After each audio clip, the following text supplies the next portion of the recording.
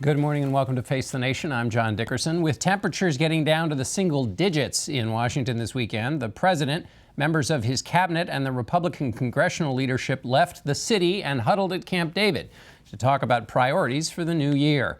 CIA Director Mike Pompeo was at Camp David for the meetings, but is back in Washington and joins us this morning. Welcome, Mr. Director. John, thank you for having me on this morning. The president said he is a stable genius. Is he? I'm with the president nearly every day. We engage in complex conversations about some of the most weighty matters facing the world. I deliver to him this exquisite product that's been developed by my officers. He engages in a way that shows his understanding of the complexity. He asks really hard questions. He delivers policy outcomes based on the information that we provide him. My observation of the president is that we deal in serious matters, and that this book is in no way that. Let me get to those serious matters in a minute, but give us an example of this. There is this book you referred to. It's got a lot of stories. There's a lot of debate about the veracity of them. Give us one of these penetrating questions, one of these insights the president has had. Sure, I'll give you a really good example. It was from early spring, so I'd been serving for a couple of months at this point, if I have the timing right. And there was this question about Syria.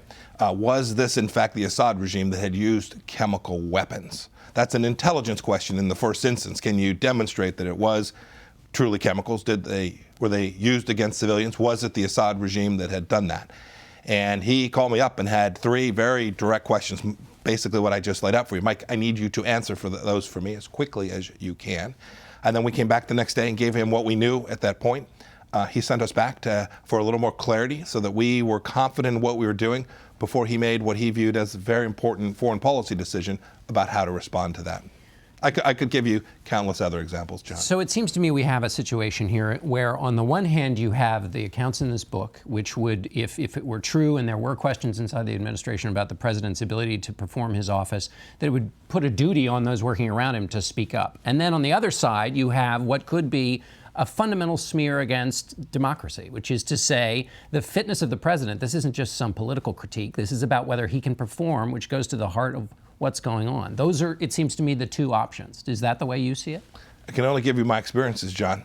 I haven't read the book. I've got plenty of important things to deal with. I don't put this as one of those. But my observation is that my dealings with the president on some of the most important issues that the president has to face are as professional and as thoughtful as the American people deserve. The president's handling these duties in a way that I'm incredibly proud of to be part of his team. Let's move to one of those duties, North Korea. The New York Times has a piece in the Times talking about the intelligence failure on being able to track the North Korean missile program. And in that piece it says this, talking about the intelligence community, their inability to foresee the North's rapid strides over the past several months now ranks among America's most significant intelligence failures. What do you think of that piece, and is that right? Yeah, John, Mr. Sanger just got this one wrong. David Sanger, the New York, the author of the piece. Look, I've been one who's been candid where the intelligence community has made mistakes, where we have missed things. This is not that. In this case, frankly, before my time, the work that was done to understand Kim Jong-un, to understand the regime, to understand the advancement of his missile program was really first rate. That is, we did understand the progress that he was making. So multiple administrations have had access to that same set of information, and that program has progressed. But it's not just David Sanger making this claim. H.R. McMaster is quoted, National Security Advisor, is quoted as saying that the program has been quicker and the timeline is a lot more compressed than most people believed. Yeah, look, you're never going to get the day right or the week right. What intelligence can provide to policymakers is an understanding of capability and capacity, an understanding of motive and intent. We nailed both of those things. And then our best effort to understand how that will proceed, at what pace. We frankly got that mostly right. You, when we last spoke in August, you said an attack from North Korea is not something that is imminent. Where is that? Do you still believe that now? I do.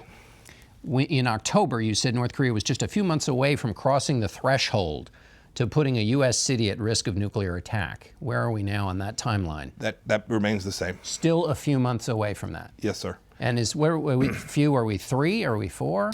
Can't give you that kind of certainty. North Korean soldiers, there have been some that have sprinted to freedom. What are we learning from them?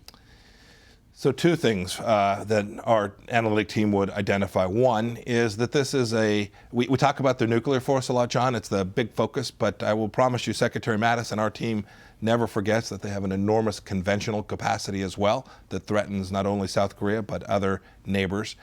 And I don't want to on the show here this morning tell you, but we have what we think is a very good assessment of their military capability. That is how ready those enormous forces are. You said in December the president's tweets actually helped the CIA execute its mission. This week, the president tweeted about the nuclear button. How does that help the CIA do its mission? Yes, sir. That tweet is completely consistent with U.S. policy. The president, unlike previous administrations, has made a real commitment. That is, the denuclearization of the peninsula is the mandate. That is what we are going to achieve. The president has made very clear that we're going to do everything we can to do that in a way that doesn't involve military action, but has equally made clear that we're not going to stand for allowing Kim Jong-un to hold Los Angeles or Denver or New York at risk.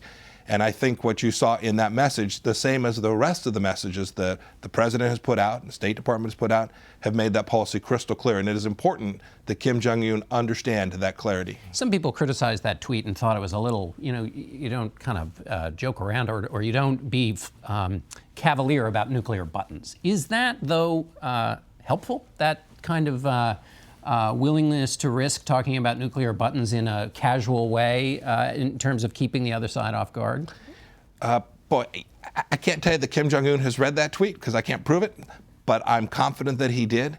And my guess is that as he reads it, he's trying to figure out exactly how it is he does what he wants to do, which is keep his nuclear weapons and stay in power. I think that's what you see happening this week, where he's now agreed to have some conversations with the South Koreans. He is looking for a foothold to walk himself back. This would be entirely consistent with his historical activity. When he sees the threat, he tries to pacify it. And you can be sure that this administration is not going to fall prey to the same trap that previous administrations did. In the narrative so far with North Korea, they have continued testing. The U.S. has said, stop testing, we might talk in some fashion. So in that context, this decision to talk with the South Koreans would seem to be a positive step if he's in the mood to step back instead of test more missiles. Yes, sir, I hope that's the case. Ever the optimist, always the realist. I hope that's the case, but the past history would indicate that this is a feint. This is not likely to lead to any true change in his strategic outlook. That is, he will continue to want to maintain his nuclear capability, and that, the president has said, is unacceptable. Is all the engagement in the last several months, has your picture gotten clearer, more sharp about the North Korean leader, or fuzzier?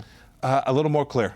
And frankly, the focus of the great officers that work for me, their efforts to deliver to the president a little more granularity and a little more color to help understand what not only Kim Jong-un is thinking, but those around him. John, we don't think Kim Jong-un is getting the straight story from those around him about the tenuous position he finds himself in, both domestically and internationally. It is not a good thing, a healthy thing, to tell Kim Jong-un bad news. The president this week also tweeted about the deep state. Is there a deep state at the CIA? No, sir. Has there ever been one? So I've only been there for a little while. I can't believe that it has ever been there. These are professionals who sacrifice so much to serve America. They're patriots of the truest and highest order. Iran, what's the significance of the protests so far? And is this a turning point, or is this just a flashpoint and the regime will continue to have power? Difficult to know analytically if this is a turning point, but it is different, John. The protests that we saw in 1999 and 2009 were from elites. This was not that. These were ordinary Iranians. The same people who would enlist in the IRGC, their neighbors are now the ones out protesting. And they're protesting because they've seen the failed promises of President Rouhani and Zarif, that they haven't been able to deliver the economic outcomes that they said. They said they'd get the JCPOA and food would be plentiful, that commerce would reign, and that jobs would arise, and that simply hasn't happened. The JCPOA is the so-called Iran deal. So in that sense, has the Iran deal forced destabilization in Iran, and is therefore that good in terms of U.S. interests? Well, from the CIA's perspective, I won't get into the policy piece of this. From the CIA's perspective, what is clear is that there have been economic difficulties in Iran, in the places outside of Tehran. There's a massive unemployment. The what the Iranian people were promised has not happened. They can see that, and thus they have taken to the streets. Let me ask you about Pakistan. The U.S. is cutting off aid to Pakistan. Pakistan's a nuclear power. Is it a good idea to be pressuring Pakistan, given all that's on the rest of the plate in the United States, with a nuclear power? John, again, I'm going to avoid the policy that you asked about, but I'll talk to you about, from the intelligence perspective, what we see. We see the Pakistanis continuing to provide safe harbor havens inside of Pakistan for terrorists who present risk to the United States of America. We are doing our best to inform the Pakistanis that that is no longer going to be acceptable. So this conditioned aid, we've given them a chance. If they fix this problem, we're happy to continue to engage with them and be their partner. But if they don't, we're going to protect America. Haven't we always, though, we get a lot in the U.S. intelligence benefits from things that the Pakistanis lets the United States do as well. And so isn't there kind of a relationship? It may not be perfect, but for the bad things they do, they allow U.S. counterterrorism forces to benefit from staging or other benefits out of Pakistan. So isn't that at risk in terms of as a national security problem for the United States? The president has made very clear that he needs Pakistan to cease being a safe haven for terrorists that threaten the United States of America. End, period, full stop. Let me ask you about the reauthorization of the FISA so-called 702 section. There's some question about how long to reauthorize it. What is the CIA's position about this program, which allows surveillance of foreign people, but also critics believe allows a backdoor to gaining information about Americans? John, the Section 702 is an important component of American national security. It allows us, the CIA, to observe communications from non-U.S. citizens, persons outside of the United States. That's central to our mission, and so we are very hopeful that we can reach an accommodation, that we can get to the right place. And I understand it may well come to a vote this week. I hope that's the case. I hear the critics from the other side. I understand their concerns. I hope that we can accommodate them in a way and achieve our national security mission while continuing to protect Americans' privacy. Those are both important missions. I think we can do them both. Let me ask you a final question here. This is an election year, 2018. We've had a lot of talk about the Russians' effort to destabilize the 2016 election. Are the Russians engaged in trying to undermine the elections, and do you worry about that this year? Yes, sir, I do. Are they currently doing that? Yes, sir. Have been for decades. Yeah. So yes, I continue to be concerned not only about the Russians, but about others' efforts as well. We have many foes who want to undermine Western democracy. So there's this Washington-based focus on Russian interference. I want to make sure we broaden the conversation. We have an important function as a part of the American national security team to keep the American elections safe and secure and democratic. We are working diligently to do that. So we're going to work against the Russians or any others who threaten that very outcome. All right, Director Pompeo, Thank thanks you, so John. much for being with us.